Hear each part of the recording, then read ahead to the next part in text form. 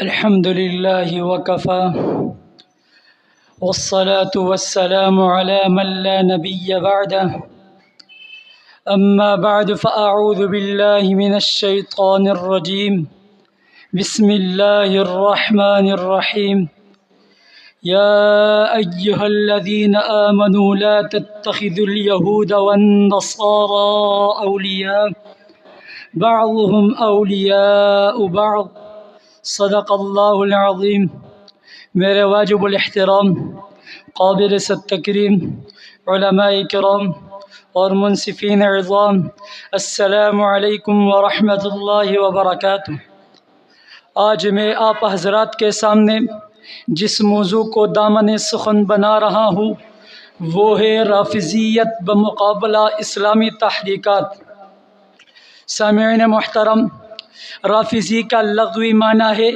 تتر بتر ہونا،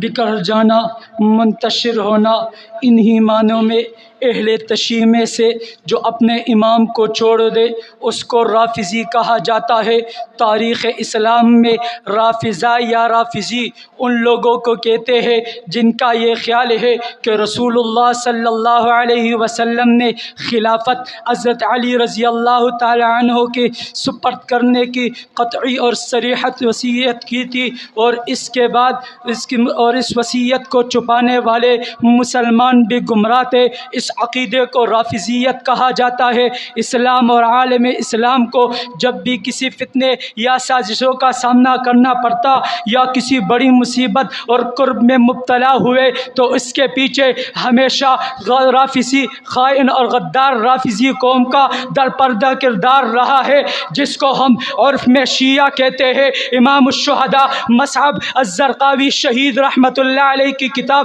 هل اتاک حدیث الرافضہ سے ماخوذ ہے۔ انہوں نے بڑی ہی مدلل اور پرسوز انداز میں مسلمانوں کے سامنے رافض کا اصل چہرہ نقاب کیا ہے، جو قرون اولیٰ سے لے کر آج تک مسلمانوں اور اسلام کے جڑیں کاٹنے میں پیش در پیش رہا ہے، جس کی مثال خطرناک عصر حاضر میں ایران کی ہے، جہاں انہوں نے امریکہ اور دجالی لشکر کے ساتھ مل کر اہل سنت کے ساتھ بیانق سلوک کیا۔ اس سے پہلے ان کے آباء و اجداد نے ہلاکو خان کے ساتھ مل کر ملک بغداد میں کیا تھا۔ اب امریکہ اور اس کے زرخرید غلام یہی کردار مناظر پاکستان میں دہرانے کی بڑی پیمانے پر کوشش کر رہے ہیں، اور ان کا ادارہ پینٹاگون کافی عرصے پہلے یہ بات صراحت سے کہہ چکی ہے کہ وہ عراق سے اپنے مشن کے تکمیل کے بعد پاکستان منتقل ہو رہے ہیں۔ اب صورتحال یہ ہے کہ وہ پاکستانی شہروں میں دندناتے پھر رہے ہیں اور اپنے مشن کی تکمیل کر رہے ہیں، اور یہ دجالی لشکر کے خروج کے رکاوٹ بن رہے ہیں۔ اہل سنت میں سے وہ جنہوں نے اپنے دین و ایمان کو دنیا کے توڑے نفع کے خاطر برباد کر دیا اور اہل کفر و ارتداد کے صفوں میں کھڑا ہونا پسند کیا، اس کو شیعہ رافضی کہا جاتا ہے۔ یہی کوفہ کے روافض تھے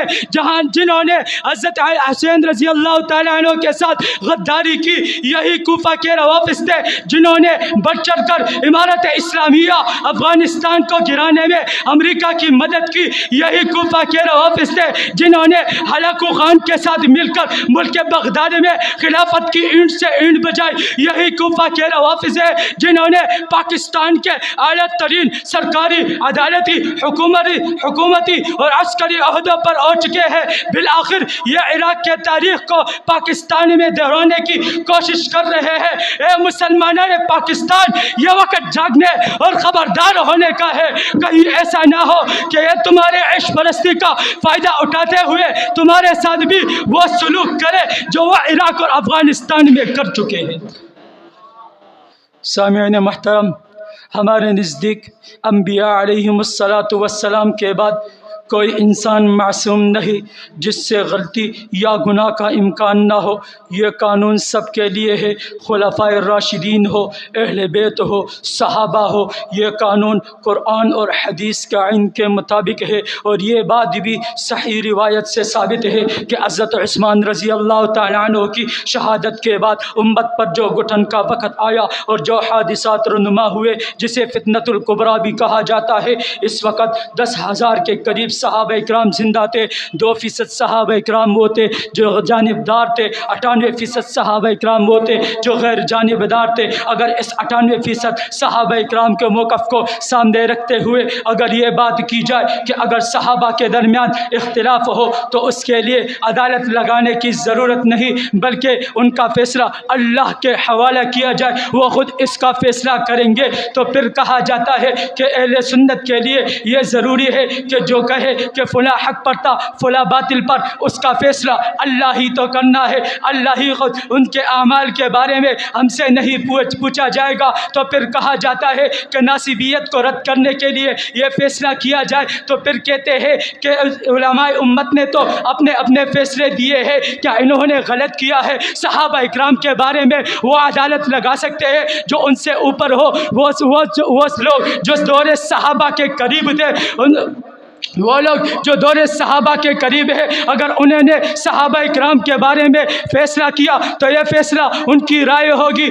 اصولی موقف نہیں۔ بس میں اپنے موضوع کو اس شعر پر ختم کروں گا، اٹھ شعر مجاہد جوش میں آ، تعمیر خلافت پیدا کر، تم کیوں تب کے فرقے کرتے ہو، اب تا ایک جماعت پیدا کر تو بھی تجارت اسباب پیدا کر، قارون کی دولت ٹکرا دے، عثمان کی دولت پیدا کر، وما علینا الا البلاغ المبین۔